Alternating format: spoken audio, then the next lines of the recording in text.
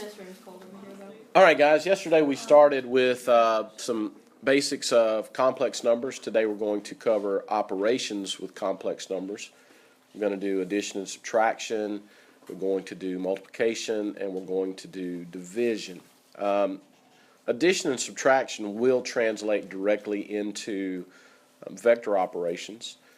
Multiplication will not. The way you multiply vectors is a little different than the way you multiply complex numbers. So, but we're not going to get into the products of vectors. What we're going to be doing with vectors and trig is going to be strictly related to the sums of vectors.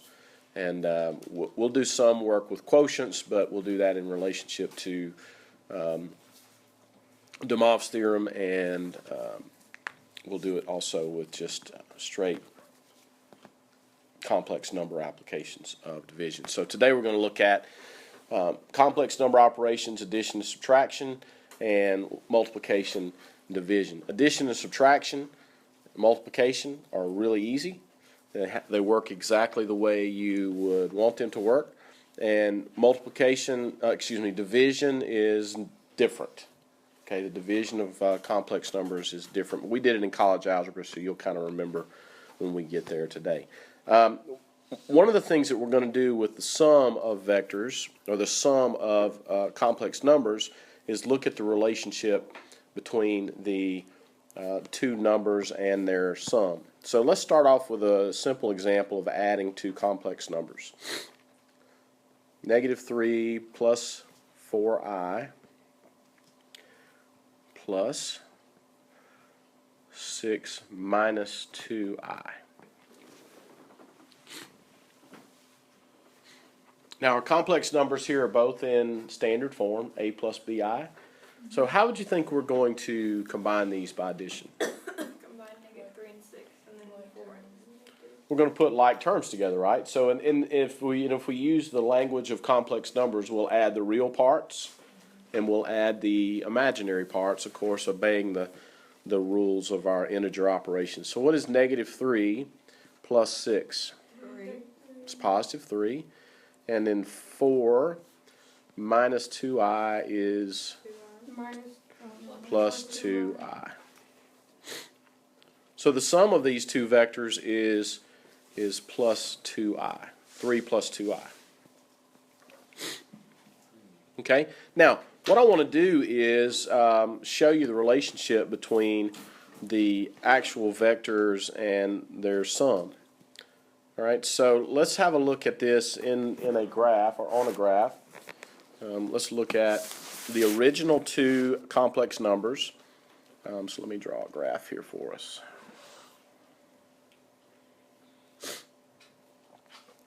And then their sum. So there's my graph. My origin there is in the middle. What would negative 3, positive 4 would be left 3 and up 4, so that's going to be right here, I believe. Correct? And then 6, negative 2 is positive 6, 3, 4, 5, 6, down 2, there. Okay? And then their sum is 3, 2, so 3 over 3 and up 2 is the sum of these two vectors. Okay? Now, if we include the origin, I want you to watch it, what happens here. If I put the origin in play, right, there's the origin. That's 0. What do we have if we connect those 4 points? Rhombus. We have a, probably not a rhombus, but we definitely have a parallelogram. Yeah. Quadrilateral. And our two initial quantities were these. This one, that was negative 3, 4. And this one was that one. And then the third, the sum of those two vectors was this. Okay? Now, those of you who are familiar with vector operations, you know this to be true already. That if you add two vectors, if we're adding this vector and this vector, the sum of those two vectors is going to be the result or the diagonal of a parallelogram that is created by those first two vectors. And that's always going to be true. So you can go into the really difficult trig side of things, but if you have vectors in a complex form or a polar form for vectors, you can just add the two straight up, and then the result is going to be the deal. Now, the only thing that we may be interested in beyond this is taking this complex number, let's call this number z, and we might be interested in finding the norm of z. The norm of z is going to be the magnitude or the length of this vector 3, 2. So what would it be? This was from yesterday as well. The square root of 9 plus 4, which is the square root of 13. So the length of this vector is the square root of 13. All right? So that's kind of how we're going to use this concept of complex numbers to marry with vector operations. Okay? Is everybody all right with that? Let's do one more. Let's do, I'm going to have to just clear this. Let's do next example. Yeah, let's do a subtraction one because I want to show you what we're going to do with subtraction.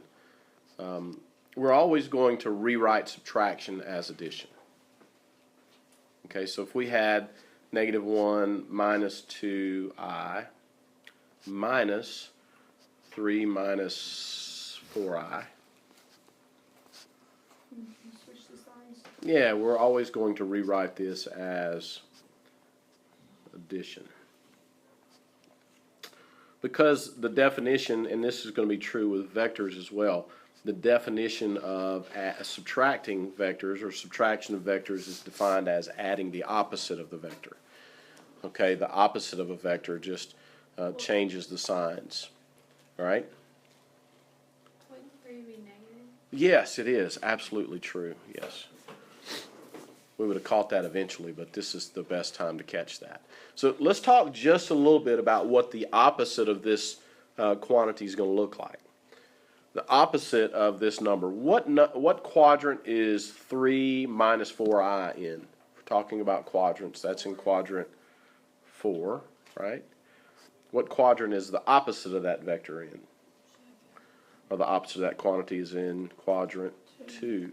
So it's just right across the origin, right? It's the opposite direction. So the opposite direction of the vector is what we're dealing with there. And the opposite direction of the complex number. Wait, so we're doing vectors? We are the operations are interchangeable. That's why I like to do it in the context of complex numbers first. Because a complex number is a quantity. It has a space in the complex plane. And if we draw a segment to that, then we've got a vector. The vector has an absolute value. The magnitude that we calculated yesterday is the absolute value of the quantity is going to be our magnitude of our vector. So the opposite of a vector just throws it in the opposite quadrant, just like the opposite of a complex number. Okay? Now, let's have a look at the graphs of these two things, and then the graph of the sum. But let's do this way. Let's see if we can make this work. Do I have room here? Let me do this here. I wish I could move that over, but I can't. Let me just redo it. You okay? Yeah. Yeah? I mean, it's just say up. No, just want to make sure you're not like, this is so short. Next time I won't ask. Forgive me for caring. Karen. All right. All right. So this is our real axis and imaginary axis in the complex plane we're dealing with here. -1, -2 is right here. -3, +4 is 1, 2, 3, up 1, 2, 3, 4. So these are the two quantities that we're dealing with if we're kind of wanting to look at this as a vector.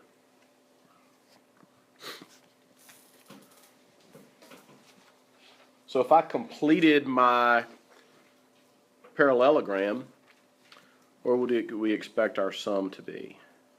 So that's left one down to left one down 2. Maybe here? Does that create a parallelogram? Looks like it does, right? So what are the coordinates of that point? Negative 1, 2, 3, 4, and positive 2. So this would be negative 4 plus 2i. And we did that just using the geometry of it. Is that what we get when we add those two vectors together? What do we get when we actually do the addition? What's negative 1 and negative 3? Negative 4. And negative 2i plus 4i plus 2i. So what I want you to kind of get used to seeing is that the relationship between the geometric relationship between these quantities, these complex numbers. Okay? Pretty neat, right? It's always going to give you a parallelogram and the diagonal of the parallelogram. Do what? Man-made graph, not looking the best. Yours isn't? Mine looks pretty good. Yours has little things. Little things, grids. Oh, little grids. Yeah. Yeah, we need some of those Post-its with the graph paper on them. Mm-hmm. Thing. Yes, it is a That thing. sounds like a great thing. Okay. All right. Any questions about that? Multiplication of complex numbers is next. We don't need a grid board for this because we're not going to look at any graphical applications of the products of complex numbers or vectors. But here's an example of a multiplication of two vectors, or not two vectors, two complex numbers. 3 minus 7i times negative 5 plus 2i. All right, now this is going to cause us to have to remember a fact from college algebra. But we're going to distribute and FOIL, if you will. What's 3 times negative 5? Negative 15. 3 times 2i is 6i. Negative 7i times negative 5 is negative 35i. Positive 35i, thank you. And then negative 7i times 2i is what? Negative 14i squared. What is the value of I squared from college algebra? Negative 1. Because I is defined to be the square root of negative 1, and if you multiply the square root of negative 1 times the square root of anything squared times itself gives you that thing as long as it's... So this is one of those deals where we kind of make it work. Right? Squaring undoes the radical. Okay, so complex numbers. So I've got to simplify this. This will be negative 14 times negative 1, correct? Which makes that what? 14. Positive 14 and negative 15 is negative 1. And 6i plus 35i is 41i.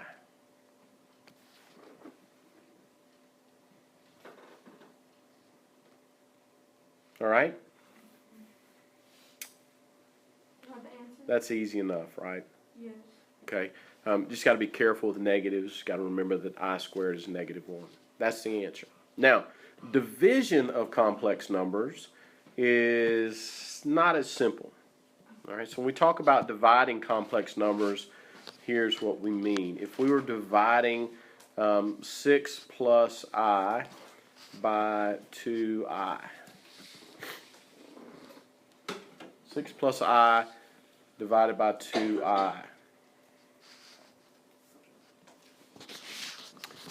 And the way I taught you guys this in college algebra was not we're going to rationalize the denominator. We're dividing. The division process of complex numbers is rationalizing the denominator. That's how you do division in the complex plane. Okay, so if I'm dividing 6 plus I by 2i, what's the problem with this thing? It has an I in the denominator, and that's a square root. and you can't have a square root in the denominator. It's an improper form. But really, the way you do division is to just rationalize the expression. So how did we rationalize expressions in college algebra? Multiply top and bottom by, in this case, we can multiply it by just I. We don't have to do 2I. We could do 2I, but just I is good enough. So if we multiply top and bottom by I, which I'm allowed to do because I'm multiplying by 1, that's going to be that. So that will give us 6I plus I squared over 2I squared. All right? And that's going to give us, yeah, let's put the negative 1 plus 6I over negative 2, because I squared is equal to negative 1. Now, to put this into standard complex form, I'm going to split the fraction. Okay, just so we can see our real part and we can see our imaginary part in case there's something else that we wanted to do with it. I may want to graph it. I may want to find the absolute value or the magnitude of this number. That would give me 1/2 minus 3I. That's the standard form, A plus BI. So our real part is 1/2, our imaginary part is negative 3. Excuse me. Okay? Y'all are remembering this a little bit? Yeah. Okay. It seems like a million years ago since we did this. It was back in, it was 6 months ago, 7 months ago. All right, let's look at another example of one that is a little bit more involved. Negative 2 minus 3I divided by 2 plus I. Now, what's the difference here? It's a big term, yeah. It's a big term? You know, it's got terms on the bottom. Well, this time the bottom has a real part and an imaginary part, but I want you to see this as one number divided by another number, right? It's one complex number divided by another complex number. And the last one was one complex number divided by another complex number. The last example just didn't have a real component to the denominator. This one has a real and imaginary. Now, how did we deal with this in college algebra? Yeah, you multiply by the conjugate, top and bottom, which is 2 minus I, because that's one of those properties that we discovered or we noticed or were taught, that if you multiply an irrational number or an imaginary number by its conjugate, you get a rational number or you get a real number. It's a great property of complex numbers and irrational numbers. If you multiply by the conjugates, you get a good number. So up top, we're going to distribute. Negative 2 times 2 is negative 4. Negative 2 times negative I is plus 2I. Negative 3I times 2 is negative 6I. And negative 3I times negative I is plus 3I squared.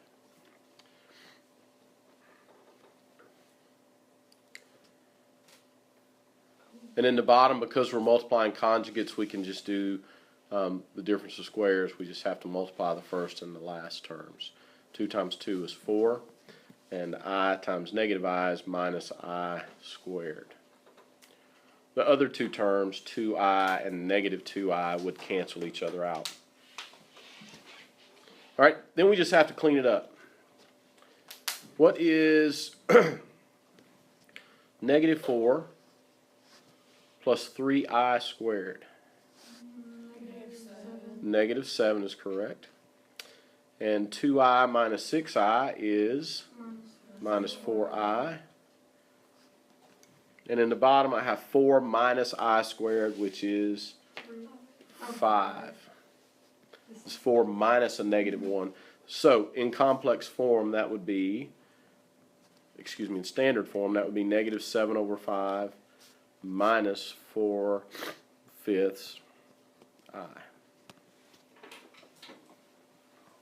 And why do we want to put it into standard form?